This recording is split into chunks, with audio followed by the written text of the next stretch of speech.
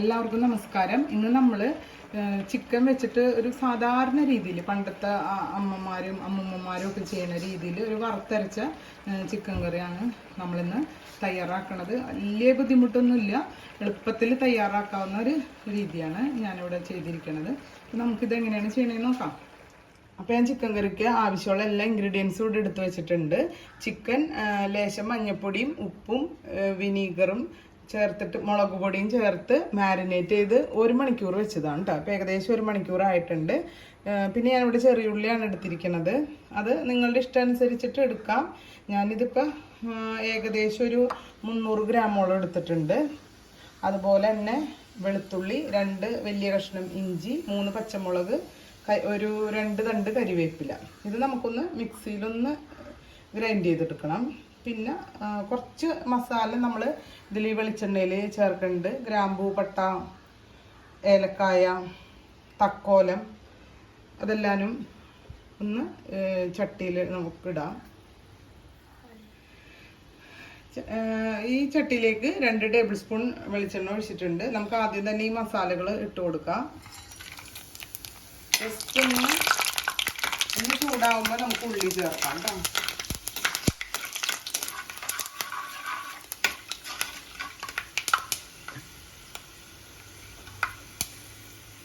ഈ ഉള്ളി ചേർക്കാം. ഉള്ളി എത്ര കൂടുതൽ ചേർക്കണേ അത്രയും ടേസ്റ്റാണ്. 200 ഗ്രാമെങ്കിലും നമ്മൾ ചേർക്കാം. ഞാനിവിടെ ഒരു 1.5 കിലോ ചിക്കനാണ് എടുത്തിരിക്കുന്നത് കേട്ടോ. അപ്പം അതിലേക്കാണ് ഇതൊന്ന്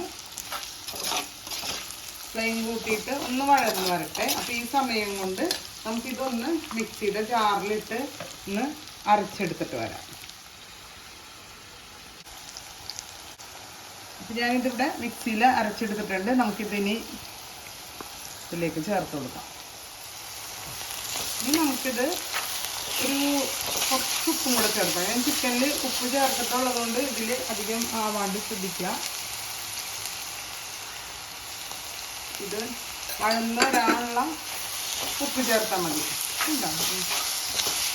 ഇത് നന്നായിട്ടൊന്ന് വഴന്ന് വരട്ടെ. ഇപ്പോൾ ഒരു ലേശം മഞ്ഞൾപ്പൊടി ഇതിൽ ചേർത്ത് കൊടുക്കാം. അപ്പം കാണാൻ ഇത്തിരി ഭംഗി. ഇപ്പം നോക്കിയാൽ നമ്മളുടെ ചെറിയുള്ളിയൊക്കെ നന്നായി വഴന്ന് വന്നിട്ടുണ്ട്. ഇഞ്ചി പേസ്റ്റും എല്ലാം വഴന്നിട്ടുണ്ട്. ഇനി നമുക്ക് ഇതിലേക്ക് മാരിനേറ്റ് ചെയ്ത് വെച്ചിരിക്കണ ചിക്കൻ ചേർത്ത് കൊടുക്കാം.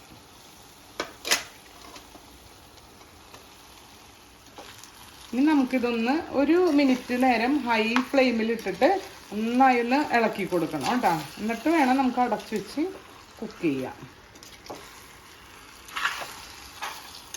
ഇപ്പോൾ 1 മിനിറ്റ് നന്നായി ഇളക്കിയതിന് ശേഷം നമ്മളിത് അടച്ചു വയ്ക്കുക കേട്ടോ. അടച്ചു വെച്ച് ഇടയ്ക്ക് നമ്മളൊന്ന് തുറന്ന് നോക്കി ഇളക്കി കൊടുക്കുക. ഇത് നല്ലോണം തിള വരും, നന്നായിട്ട് വെള്ളമൊക്കെ വരും. അപ്പോൾ പാകത്തിന് ഉണ്ടാവും. ഇതിൽ ഇനി വെള്ളം ചേർക്കേണ്ട കാര്യമില്ല കേട്ടോ. അപ്പോൾ ഇത് ഇനി സിമ്മിലിട്ട് നമുക്കിത് കുക്ക് ചെയ്തെടുക്കാം. അപ്പോൾ ഈ സമയം കൊണ്ട് നമുക്ക് തേങ്ങ വറുത്തെടുക്കാം. നമ്മൾ ഒരു പാൻ ചൂടാക്കിയിട്ട് ഞാൻ ഇതിലേക്ക് ഒരു 1/2 കപ്പ് തേങ്ങ എടുത്തിട്ടുണ്ട്. ഞാനിവിടെ ഇപ്പോൾ വെളിച്ചെണ്ണ ഒന്നും ഒഴിച്ചിട്ടില്ല. ഇതൊന്ന് അങ്ങനെ ഒന്ന് ചൂടായി വരട്ടെ കേട്ടോ. നമുക്കിതിലേക്ക് ഒരു തണ്ട് കറിവേപ്പില, ഒരു 5-8 വെളുത്തുള്ളി, 1 ടേബിൾ സ്പൂൺ മല്ലി, മുളക് ഞാനൊരു 4-5 എണ്ണമൊക്കെ എടുത്തിട്ടുണ്ട്. അത് ഓരോരുത്തരുടെ എരിവനുസരിച്ചിട്ട് ചെയ്യാം. ഇപ്പോൾ കുരുമുളകാണ് എൻ്റെ കയ്യിൽ ഇപ്പോൾ കുരുമുളക് പൊടിയാണുള്ളത്. കുരുമുളകാണ് നിങ്ങളുടെ കയ്യിലുണ്ടെങ്കിൽ കുറച്ചുകൂടെ ടേസ്റ്റ് കുരുമുളക് ഇടണമാണ്. ഒരു 10 കുരുമുളക് എരിവനുസരിച്ചിട്ട് ചേർക്കാം. അത്ര അധികം എരിവ് വേണ്ടെന്നുണ്ടെങ്കിൽ അളവ് കുറയ്ക്കുക കേട്ടോ.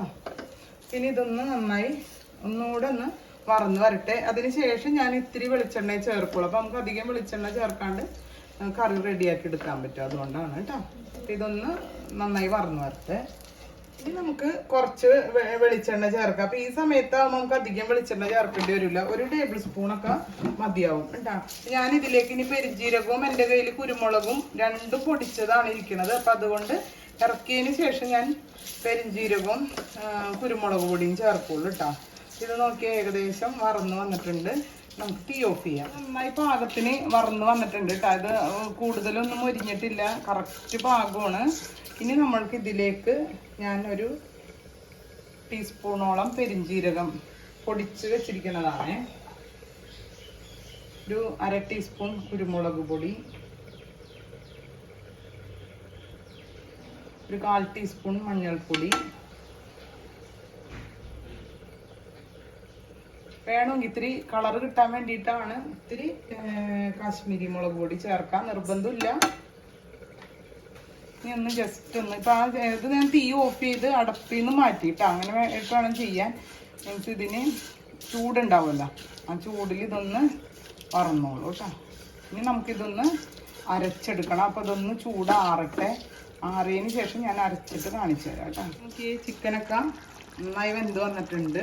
നിങ്ങൾ ഇപ്പോൾ ഈ മൺചട്ടിയിലൊക്കെയാണ് വെക്കണമെന്നുണ്ടെങ്കിൽ വെള്ളം ഓരോ ചിക്കൻ്റെയൊക്കെ അനുസരിച്ച് വ്യത്യാസം വരും. അപ്പം അങ്ങനെ ഉണ്ട്, നിങ്ങൾക്ക് വെള്ളം കുറവാണെന്നുണ്ടെങ്കിൽ കുറച്ച് തിളച്ച വെള്ളം 1/2 കപ്പൊക്കെ ചേർക്കാം, നോക്കിയിട്ട് ചേർത്താൽ മതി. ഇപ്പം ഇത് നന്നായിട്ട് തിളച്ച് വന്നിട്ടുണ്ട്. നോക്കി ഞാനിവിടെ അരച്ചെടുത്തിട്ടുണ്ട്. അരപ്പ് അധികം വെള്ളമൊന്നും ഒഴിക്കാണ്ടാണ് അരച്ചെടുത്തിരിക്കുന്നത്. വെള്ളം ചേർത്തും വേണമെങ്കിൽ നിങ്ങൾക്ക് അരക്കാം. ഇങ്ങനെ അധികം വെള്ളം ചേർക്കാണ്ട് നമ്മൾ അരച്ചെടുത്ത് കഴിഞ്ഞാൽ നല്ല കളറോട് കൂടിയിട്ട് നമുക്ക് കറി കിട്ടും. അതുകൊണ്ട് അങ്ങനെ ചെയ്തെന്നുള്ളൂ. അത് വേണമെന്നുണ്ടെങ്കിൽ ഈ സമയത്ത് നിങ്ങൾക്ക് കുറച്ച് ചൂടുവെള്ളം ചേർക്കാം. ഇവിടെ അത്ര ചാറ് ഇവിടെ ആവശ്യം ഇല്ല. ഇത് നന്നായിട്ട് ഇനി മിക്സ് ചെയ്ത് കൊടുക്കട്ടെ. ഓക്കെ, ഇപ്പോൾ കറിയൊക്കെ നന്നായി തിളച്ച് വന്നിട്ടുണ്ട്. നമുക്കിപ്പോൾ ചാറൊക്കെ ഇത് പാകത്തിന് മതി. ഈ സമയത്ത് നിങ്ങൾക്ക് ഉപ്പ് നോക്കാം, കുറവുണ്ടെന്നുണ്ടെങ്കിൽ ഉപ്പിടാം. അപ്പോൾ ഈ ലാസ്റ്റ് ഞാൻ ഈ ഇറക്കണ ടൈമിലാണ് ഗരം മസാല ചേർക്കണത്. അതൊരു 1/2 ടീസ്പൂൺ മതി. ഇത് ഞാനിവിടെ വീട്ടിൽ തന്നെ പൊടിച്ചതാണ്. അപ്പോൾ നിങ്ങളുടെ അതിൻ്റെ സ്പൈസസിൻ്റെ ഇത് നോക്കിയിട്ട് നിങ്ങൾ ചേർക്കാണ്ട. അപ്പോൾ എനിക്കിത് ഈ കറിക്ക് ഒരു 1/2 ടീസ്പൂൺ മതി, അതുകൊണ്ട് ഞാൻ 1/2 ടീസ്പൂൺ ചേർക്കണുള്ളൂ. ഇനി നമുക്ക് ഓഫ് ചെയ്യാം. ഒരു 10 മിനിറ്റ് അടച്ചു വെച്ചതിന് ശേഷം നന്നായി എണ്ണയൊക്കെ തെളിഞ്ഞ് വരുമ്പോൾ നമുക്ക് എടുക്കാം.